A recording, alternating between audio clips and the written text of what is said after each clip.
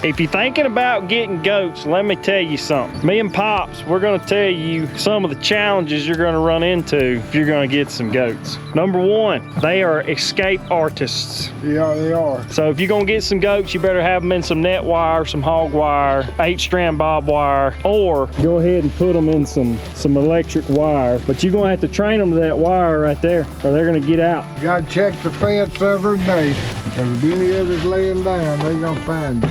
Number two, you better have a bunch of shrubs that they can get into to eat. They do okay on pasture, but they love the woods. So right now we got them on pasture and they do all right on it. But the problem with pasture is they're real parasite prone, and parasites love to live in this grass right here. See, what happens is goats, they come through here and they're eating. And then when they go to the bathroom, all their poop gets on the ground. Well, about 30 days, they got parasites in their poop, and the eggs hatch and the parasite worms crawl up the grass. So then when the goats come back through and they get a higher parasite load and make them real sick if you ain't watching. The main thing you need to do is you need to rotate them. Hence why we use this electric fence. Using electric fence as the predator, we can move them where we want them. So we can leave them over here in this pasture for 2 or 3 weeks and then move them next door and then keep on flipping and flopping them over to help decrease that parasite load. Now, What? if you get a sick goat and they got parasites, you got to go to the store and get you some ivermectin or fenbendazole, or get that cattle wormer, that pour on, and just knock them to it. And when you got a goat that's got parasites, you just gonna have to pour it to it because they're usually already too far gone by the time you find them. That is true. Yeah, and if you ain't paying attention, you'll lose a whole kid crop like we did in 2024. That is right.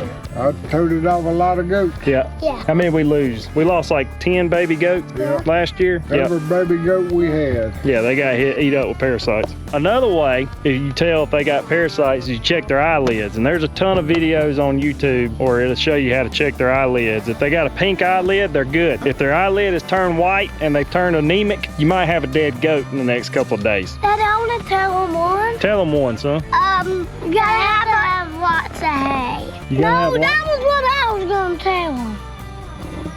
They have to have lots of hay and glass that water tank over there. They do. They got to have this water tank too. You got to have water with them at all times. So we got this water tank rigged up. Got them clean water at all times, and that helps them out also.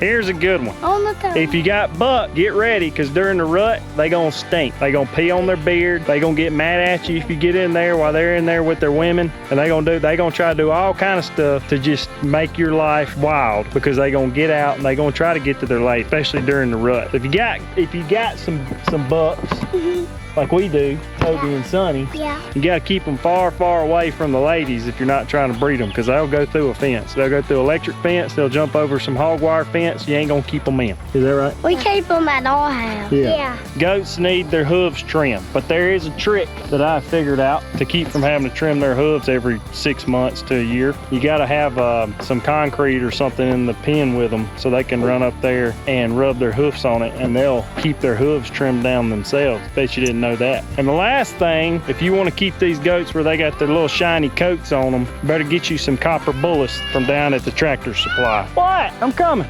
Yeah, get you copper bullets down at Tractor Supply so they'll have their little shiny coats on them. And then there's this thing, your solar panel charger, that makes your goats mobile, agile, and hostile anywhere you want to put them. Yep, the SpeedRite S500. Make sure it's off before you move that wire. You don't want to know why, or ask me how I know. Last thing, if you want your goat herding experience to be great, just go ahead and buy you a side-by-side. I waited way too long before I got one. It makes it so much easier when you're trying to move. Yeah, a Honda side-by-side. It's really good. Yeah, we got the Honda Pioneer 1000. You all right?